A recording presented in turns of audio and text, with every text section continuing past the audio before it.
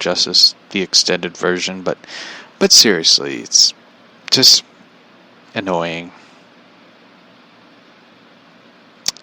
Yeah, so anyway, think of the kids, folks, in case you want a Deadpool film.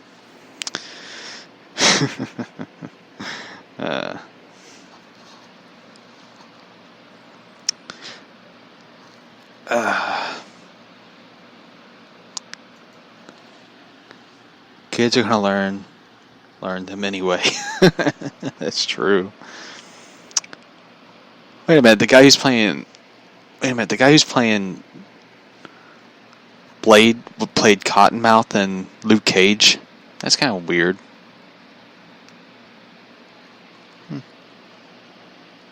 I like how they, when they announced it, like they said, like, it's good to see a young actor play Blade, and it's like the dude's 45. he's not young. So that just always cracked me up with it. And he was in the Hunger Games. I never seen that, so.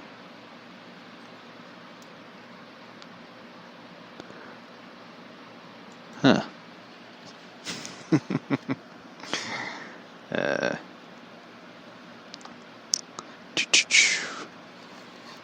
The Eternals films. I never heard of it. I never heard of the Eternals. So I can't believe they're doing Black Widow. It's like it's about time you do a Black Widow film. People's been asking for it for a while. It's like you're not,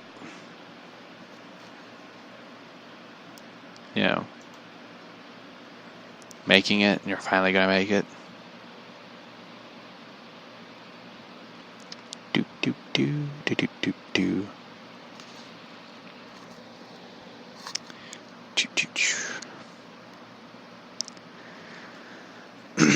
Let's see.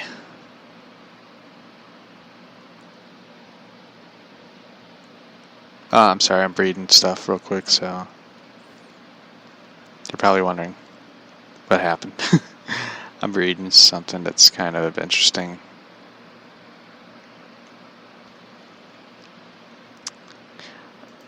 I'm looking at conspiracy theories. I just always find conspiracy theories kind of fascinating. And I love how when you talk about, sorry, I'm stretching. When you talk about conspiracy theories and stuff, people always say it's like Russia. it's Russia. Yeah. So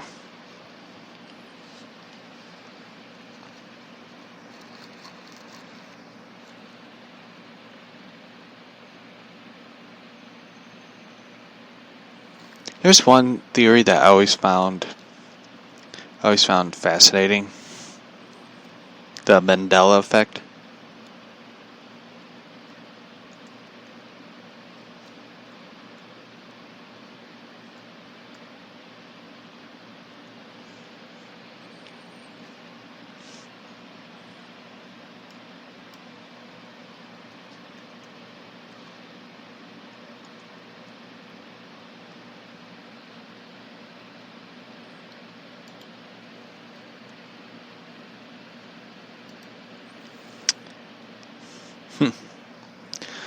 For those who don't know, the Mandela effect was something that,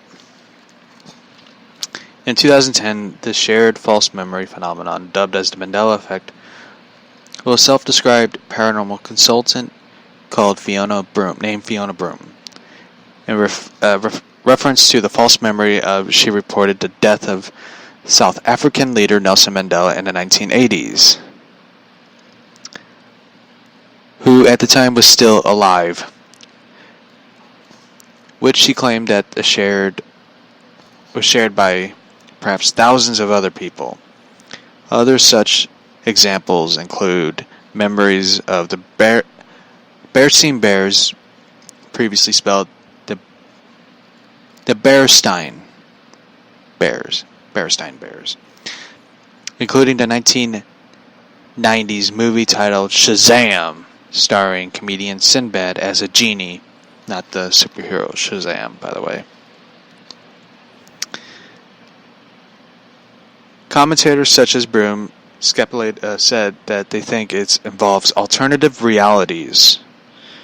As an example, shared false memories. However, more scientists and researchers suggest that instead of examples of false memories shaped by similar factors affecting multiple people, such as social and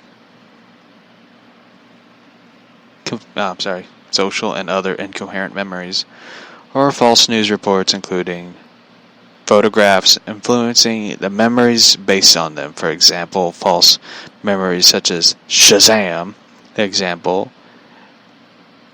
where people thought Sinbad played the character, but it was actually Kazam, starring Shaquille O'Neal playing a genie. A lot of people think like the false memory, the Nelson Mandela thing, is like like realities colliding, like multiverse, like two worlds colliding into one. And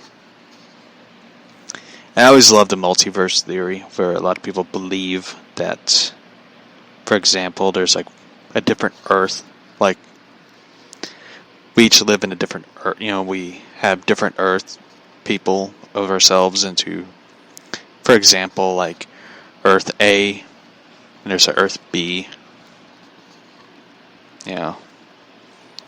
Somewhere I could be Batman in one Earth.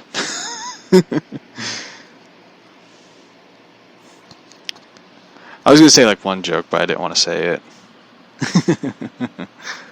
So, I believe in the multiverse. Yeah, I do too. It's kind of fascinating theory when you look at it. Because, there is photographs and stuff like the Bearstein Bears book, not the Bearstein Bears or something.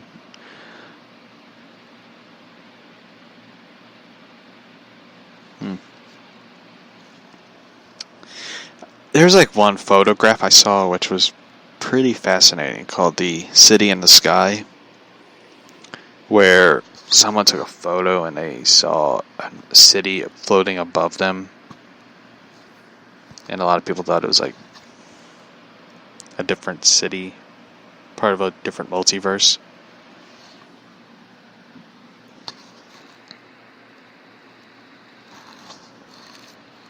I have an idea to do a episode about Kamazoda, but the Batman, the demigod Batman.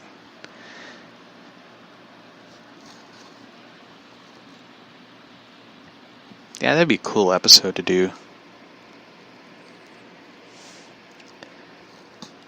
Talk about the Bat God, the Batman.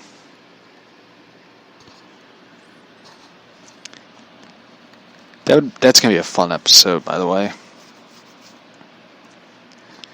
Because they found pieces proving that there was a actual Batman, the god of bats.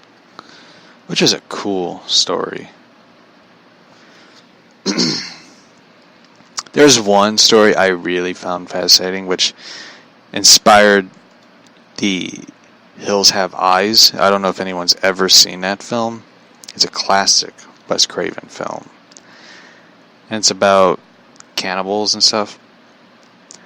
And I know they did a remake, but the original was such a good version, because Wes Craven not only wrote and directed it, but he edited it. He did the editing of the film. And I just always thought that was such a cool thing, of how a filmmaker really is passionate about his project, that he has 3 different hats.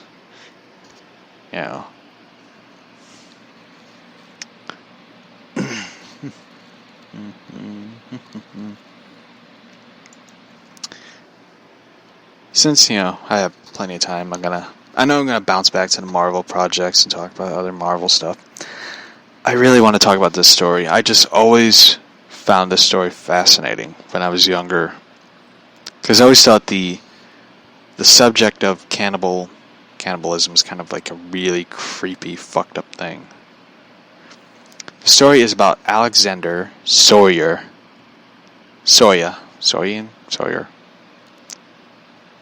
Alexander Sawyer Bean. The legend of him. And his 14 children. You know, I always wanted to have 14 kids.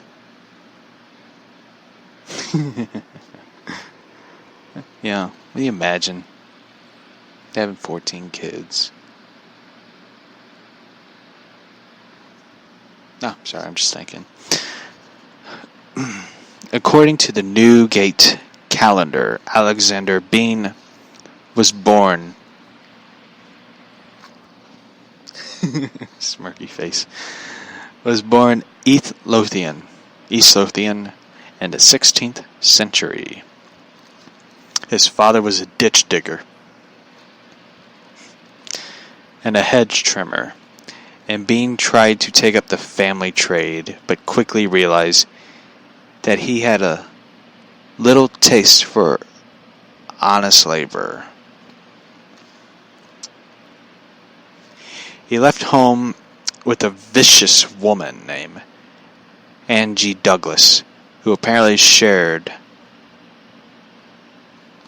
his same views, and was accused of being a witch after some robbing and cannibalization of one of their victims. The couple ended up in Coastal Cave in Beaninghead between Griven and Boltray. That's kind of like the weirdest name. I mean, we do have caves. There's caves in, like, Pacific that I live outside of. And I've been in some of those caves. They are not the safest place to go in half the time. But I remember one time they did a haunted house in a cave, or haunted cave attraction, based on this story. And it was like a really fucking creepy thing. And I was really impressed with the whole makeup, the blood splatter, all that. And it's like, wow, high school kids did this to raise money for their friend who got hurt. And they made enough money to, of course, help their friend. But it was really amazing how they put the time and real detail into it. And I just always thought it was impressive. And I thought it was really cool.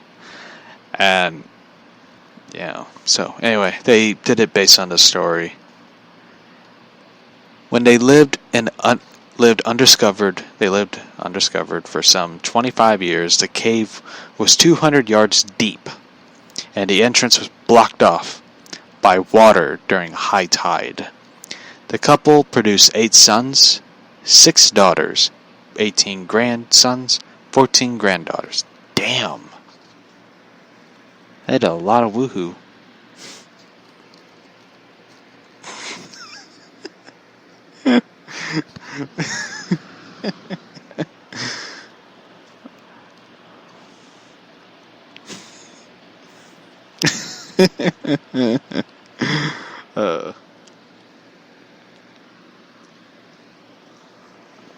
Sorry.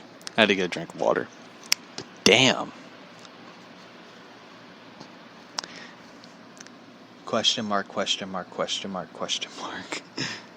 Okay.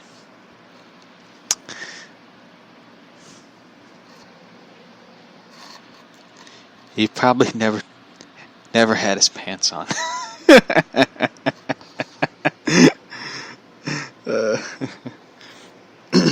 I bet not.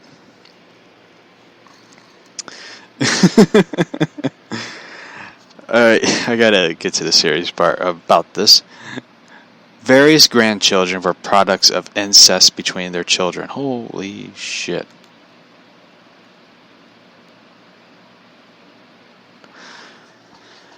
Whoa. That is so wrong. That was so wrong.